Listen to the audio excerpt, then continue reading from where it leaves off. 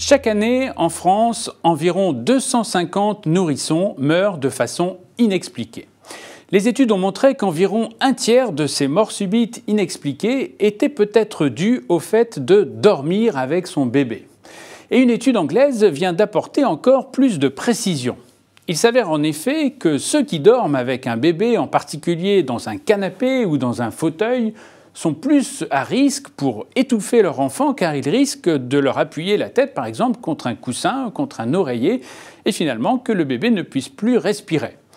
Le deuxième facteur de risque identifié, c'est la consommation d'alcool et on s'est aperçu dans cette étude anglaise que lorsque les parents avaient consommé de l'alcool et simplement 2 verres, eh bien le risque de mort subite inexpliquée du nourrisson était lui aussi augmenté. Enfin, troisième paramètre, mais celui-là n'est pas vraiment expliqué par les chercheurs anglais, il s'agit du tabac et le simple fait de fumer augmente également le risque de mort subite du nourrisson. Peut-être, émettent-ils en tout cas cette hypothèse, parce que le tabac concourrait à créer une atmosphère plus difficile pour la respiration des enfants. Et ma foi, ceci pourrait faire des pauses respiratoires qui se prolongent et qui conduisent même à la mort.